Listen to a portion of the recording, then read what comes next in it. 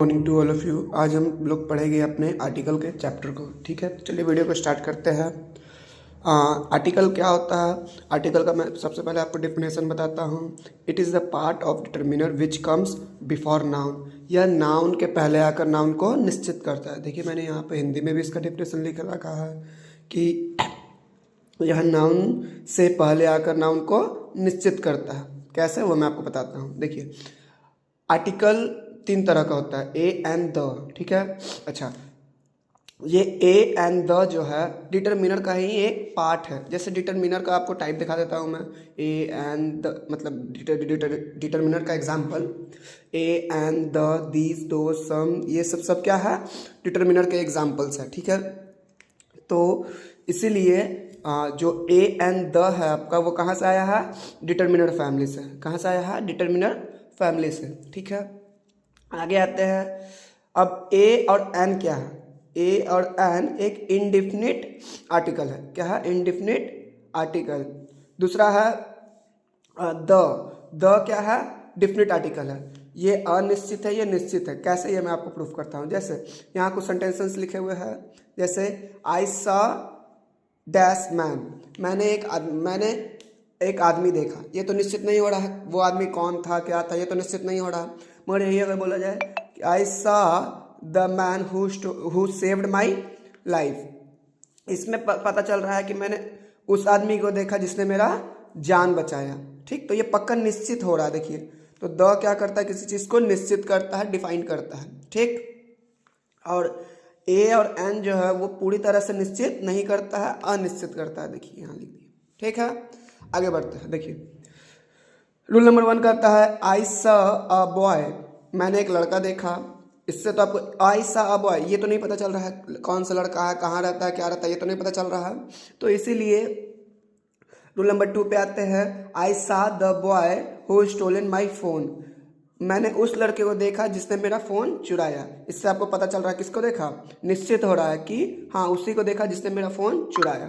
तो ये कंफर्म हो गया आपको। अब चलिए, अब मैं आपको एक एक करके पढ़ाऊंगा। ए कब पढ़ेंगे, एन कब पढ़ेंगे और द कब पढ़ेंगे। ठीक है, तो अब हम पढ़ेंगे सबसे पहले अपने आर्टिकल के फर्स्ट लेटर को, जिसमें आता है A. It is use with consonant. हाँ, ए क्या होता है? कॉन्सोनेंट के साथ यूज होता है। जैसे देखिए, यहाँ लिखा हुआ है ए बॉय, तो ये सही है। क्यों? क्योंकि बी कॉन्सोनेंट है। यहाँ लिखा हुआ है ए ऑक्स, तो बी क्या है? मतलब ए क्या, ओ क्या है? वॉवेल है, तो इसके साथ एन लगना चाहिए, मगर लगा हुआ है ए। तो यहाँ क्या होगा? It is use with consonant. A किसके साथ होता है यूज? कॉन्सोनेंट के साथ।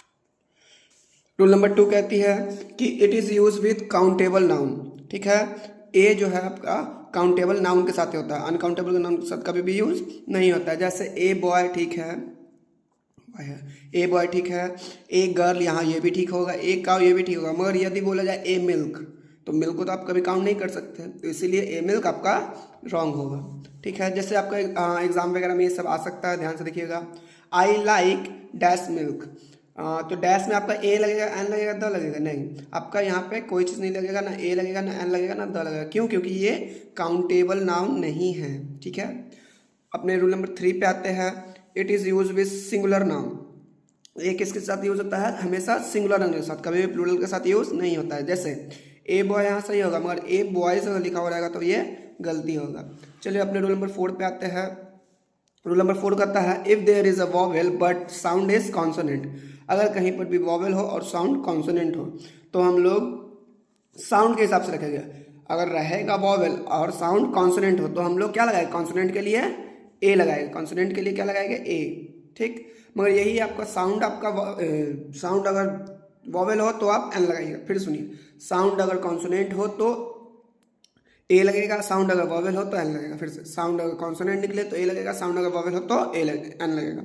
देखिए, रूल नंबर फर्स्ट नंबर में आता है आई सा डैश ओल्ड मैन, मैंने, अच्छा ये देखिए, ओ का उच्चारण यहाँ क्या निकल रहा है?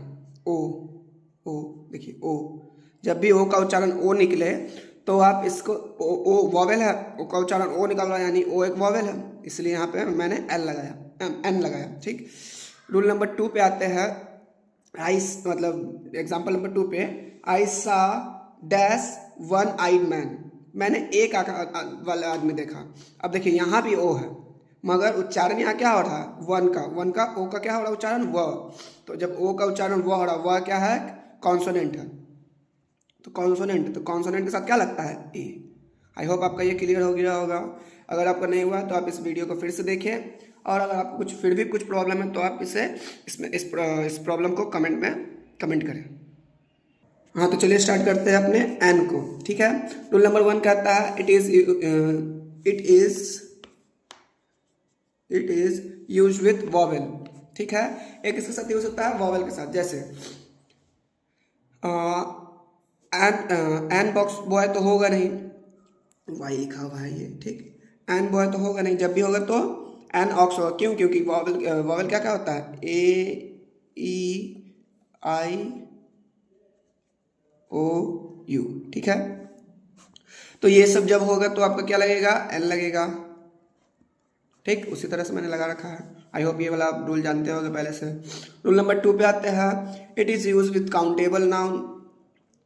आपका जो एन है वो काउंटेबल नाउन के साथ ही सिर्फ यूज होता है, अनकाउंटेबल नाउन के साथ कभी भी यूज नहीं होगा। जैसे ए टाइगर लिखा हो रहेगा, मतलब एन टाइगर ये भी आपको गलत होगा। क्यों, क्योंकि यहाँ टी क्या है, कॉन्सोनेंट है, तो कॉन्सोनेंट के साथ क्या लगता है, ए। एन एनिमल ये सही है, क्यों, क्योंकि ये क्या है, आपका वॉवेल है और उसके साथ एन लगाओ तो ये सही है। अच्छा, ये देखते हैं, ये ओ है, ओ क्या है, वॉवेल के साथ एन लगाओ, ये भी सही है। मगर ओ यहाँ पे वॉवेल है, मगर ऑयल का मीनिंग क्या निकलता है, एक लिक्विड, मतलब तेल है, तो तेल एक अनकाउंटेबल नाउन है, तो अनकाउंटेबल नाउन के साथ आपका ए भी नहीं लगेगा और एन भी नहीं लगेगा, इसलिए गलत है। रूल नंबर 3 पे आते हैं, it is use with singular noun. It is use with singular noun, जो आपका ये एन है हमेशा सिंगुलर नाउन के साथ यूज होता है। जैसे आपको हम बता देते हैं, एन